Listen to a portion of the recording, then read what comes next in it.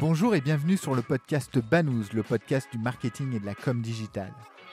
Banous est un podcast sans sponsoring qui ne repose que sur l'intérêt que l'on porte à nos invités. Seul ou à plusieurs, nous essayons d'approfondir avec un invité un sujet digital de manière pratique et totalement agnostique. N'oubliez pas, votre aide nous est précieuse. En likant, en partageant, en mettant 5 étoiles sur iTunes, vous nous aidez à développer ce side project. Bonne écoute. Salut Romain. Salut Laurent. Écoute, toujours en visio et toujours depuis San Francisco, de quoi allons-nous parler aujourd'hui ? Aujourd'hui, petite chronique de rentrée. On va discuter d'une rumeur. C'est une rumeur qui est un peu persistante, figure-toi, puisque on entend quand même assez souvent des personnes qui nous disent qu'ils se sentent espionnés par leur téléphone et par les réseaux sociaux qu'ils ont installés sur leur téléphone à des fins marketing.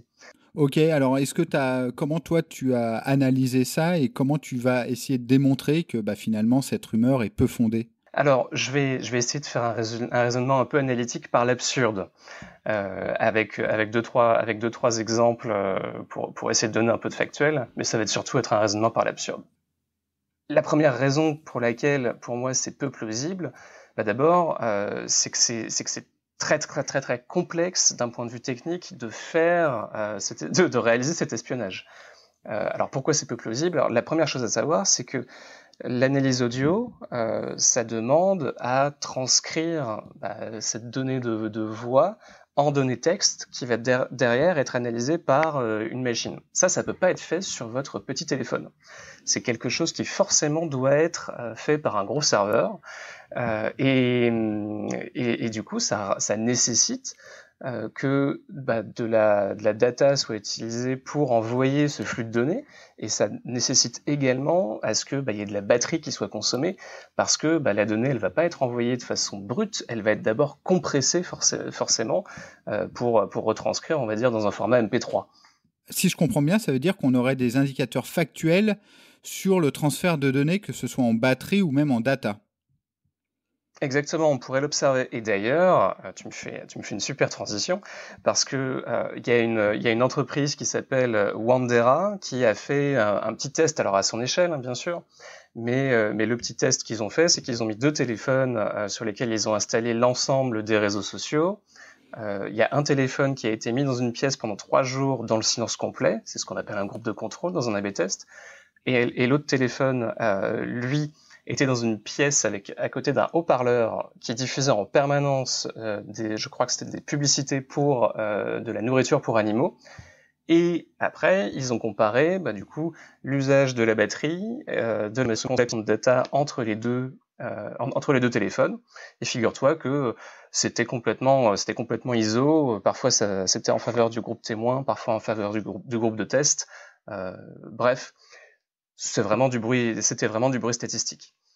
Et en plus, sur le téléphone du groupe test, ils n'ont pas observé de publicité sur les réseaux sociaux associés à des animaux.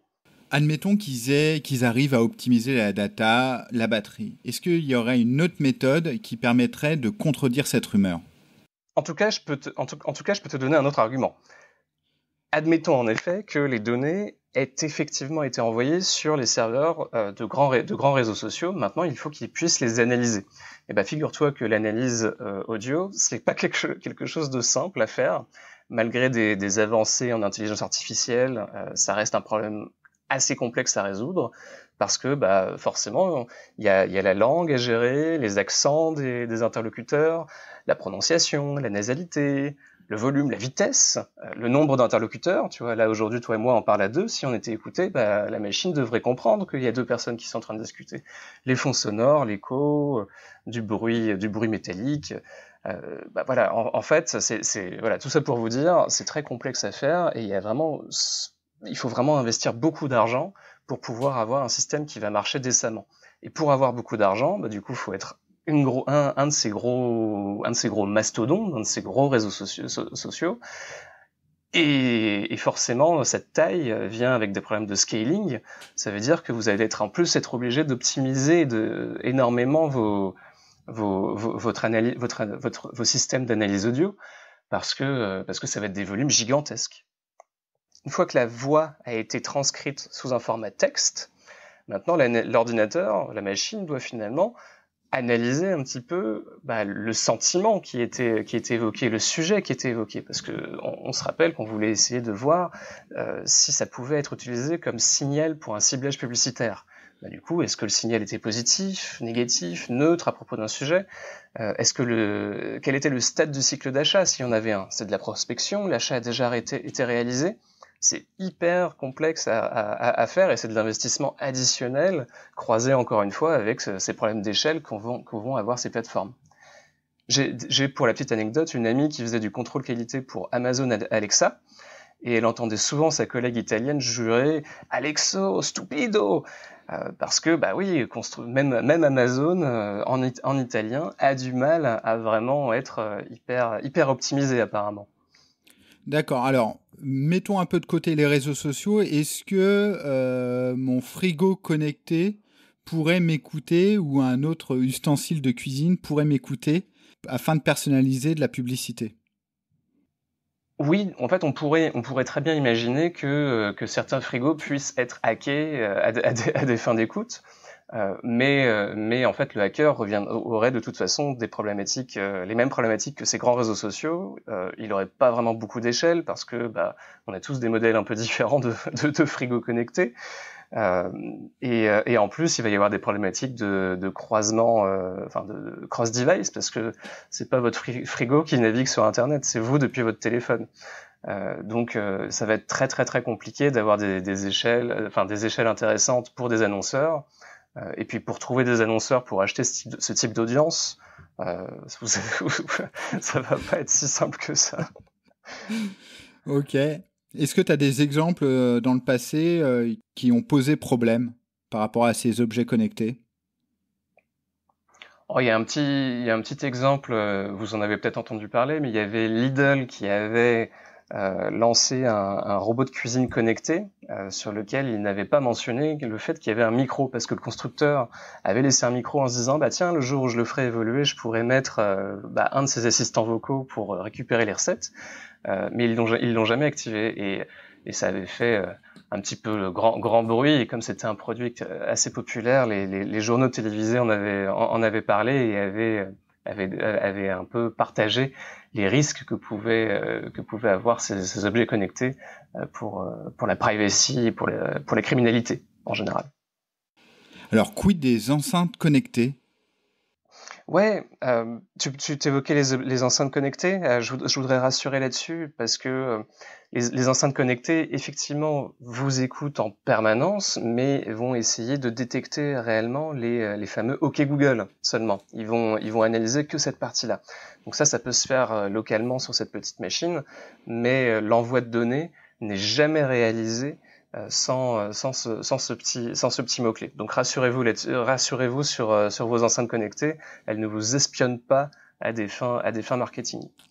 Et puis finalement, pour rebondir un peu par rapport à tout ce que tu dis, alors certes, il y a des craintes et les craintes doivent être prises au sérieux parce que c'est du ressenti et donc il faut le prendre en compte pour être peut-être plus pédagogique et expliquer vraiment les process qui se cachent derrière ces machines. Mais finalement, on voit que ce type de machine rentre de plus en plus chez les particuliers. Donc, est-ce que finalement, c'est pas juste une rumeur de geek et que le grand public comprend tout simplement le fonctionnement? Enfin, comment tu vois, toi, les choses par rapport à ça? Je pense qu'il y a de l'éducation à faire. Les personnes qui se sentent écoutées potentiellement par leur téléphone, c'est justement parce qu'ils ne comprennent pas comment fonctionne le tracking sur Internet. Eux, c'est leur d'être écoutés, c'est leur sentiment parce qu'ils ne comprennent pas et que le cerveau a besoin de donner du sens à ce qu'on observe. Ça s'appelle des biais cognitifs et on est tous impactés par ça. Les gens en général ne savent pas vraiment que Facebook récupère énormément de données en dehors de Facebook. Ils ont des trackers sur des sites marchands, et grâce à ces trackers, ils peuvent utiliser cette data comportementale et les croiser avec leur data socio-démo qu'ils ont nativement via leur plateforme. Et ça leur permet de générer des segments qui sont hyper pertinents, bien plus que des segments qui pourraient être générés avec la voix. Et parfois, il y a des collisions entre le sujet que vous êtes en train de discuter avec un ami et le segment dans lequel Facebook vous a mis à cause de leur tracking. Il faut pas avoir une attitude agressive ou prendre ces gens pour des fous. C'est vraiment des sentiments que eux ont, et voilà, il suffit juste de continuer à rassurer et à éduquer. Toi et moi, on n'est pas les seuls à le faire, parce que Apple prend le problème à bras-le-cœur. Donc a priori, j'ai pas encore testé, mais la dernière version, donc le iOS 14 qui va sortir ou qui est déjà sorti, devrait proposer un voyant lumineux dès qu'une application utilisera le micro. Et peut-être même que l'iPhone 12 qui devrait sortir dans les prochains mois aura une petite loupiote directement qui sera même pas dans l'écran. Donc les hardware vont commencer à nous dire lorsque une application nous espionnerait. Avec des gros guillemets à espionnage finalement. Oui, bien sûr, avec des gros guillemets à espionnage. Écoute, c'était super intéressant. On se dit au mois prochain. Ouais, salut Laurent. Merci à vous tous. Merci d'avoir écouté cet épisode de Banous. N'oubliez pas, votre aide nous est précieuse. En likant, en partageant, en mettant 5 étoiles sur iTunes, vous nous aidez à développer ce side project. Et retrouvez-nous sur le site banous.com, banous, B-A-2-N-O-U-Z-E.com. À bientôt.